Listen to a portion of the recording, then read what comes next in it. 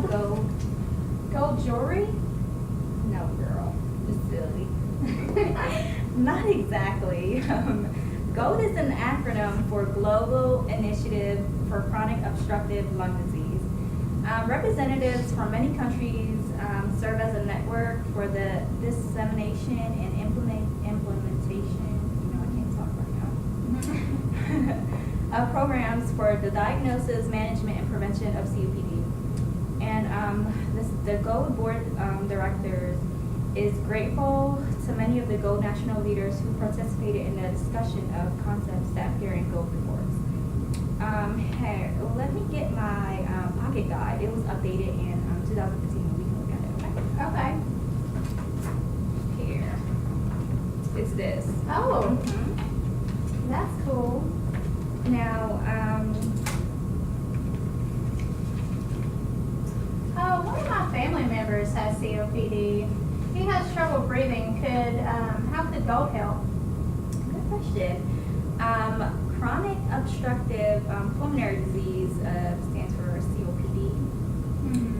Is a major cause of morbidity and mortality throughout the world. Much has been learned about COPD since the Global Initiative for Chronic Obstructive Lung Disease issued its first report, the Global Strategy for the Diagnosis, Management, and Prevention of COPD in 2001. Treatment of COPD is now aimed to immediately relieve and reduce the impact of symptoms, as well as the risk for future adverse health events such as exacerbations. These goals emphasize the need for clinicians to maintain a focus on both the short and long-term impact of COPD on their patients. A framework of COPD management that matches individualized assessment of the disease to these treatment objectives will better meet each patient needs. Okay. So what is COPD? Another good question. COPD stands for chronic obstructive pulmonary disease. It's a common, preventable, and treatable disease that is characterized by persistent airflow limitation that is usually progressive and associated with an enhanced chronic inflammatory disease response in the airways, in the lungs, to particles or gases. Exacerbations and comorbidities contribute to the overall severity in the individual patient.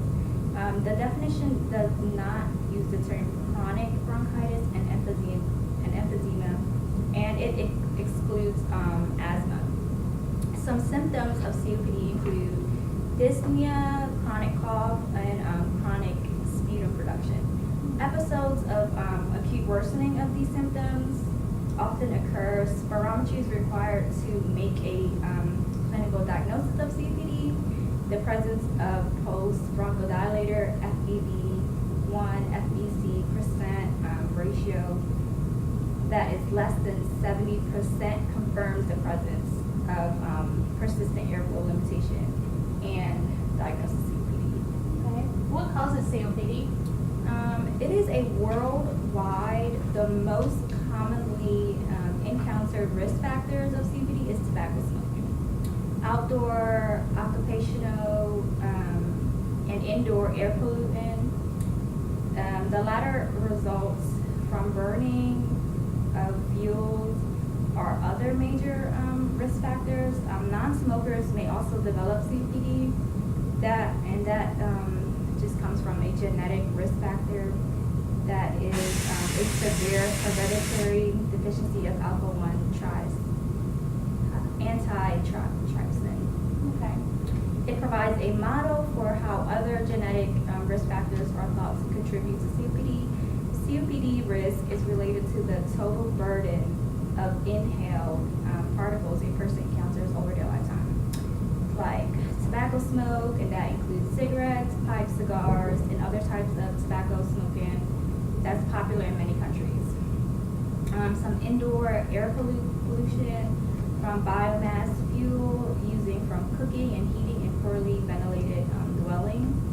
occupational, like dust and chemicals, like vapors, irritants, and fumes when exposure are sufficiently intense or prolonged. Some outdoor air pollutants also contributes to the lung's total burden of inhaled particles. Although it appears to be relatively small, it affects COPD as well. In addition, any factors that affects lung growth during gestation and childhood, like low birth weights or respiratory infections, has a potential to increase an individual risk of developing COPD as well. Okay. I wonder if Ms. Tubbs has ever smoked. Earlier, I mentioned that Ms. Tubbs is well known to our department. She has been a patient here for several times over the last few years. She's a heavy smoking person. She typically smokes 2 packs a day for like the last 20 years of her life. So that gives her a 40-pack year. Smoking history. And part of our department's smoking cessation protocol is to identify all smokers and encourage them to quit. We tried to counsel her about smoking, and she's just not been, encouraged to stop smoking. So, since I am also the department tobacco cessations counselor, I will review the 5 R's of motivational intervention with her today as well. 5 R's. I've heard of the 5 A's of smoking intervention, but not the 5 R's. We use the clinical guidelines from the Treating Tobacco Use and Dependence, the 2008 update. It recommends using the 5 R's for patients who are unwilling to quit smoking. The 5 R's is relevance, risk, rewards, roadblocks, and repetition. Relevance is to encourage the patient to indicate why quitting is personally relevant and just be as specific as possible. Risk is to explain the negative effects of smoking and just include the acute, long-term, and environmental risk that comes with smoking. Rewards is to ask the patient to identify the personal benefits of smoking. Roadblocks is just ask them what barriers comes with quitting and just provide some treatments and solutions to those barriers. And a repetition is just repeat the 5 R's every time they come in and they have not quit smoking. Just keep repeating those, and maybe one of those times will motivate them to quit.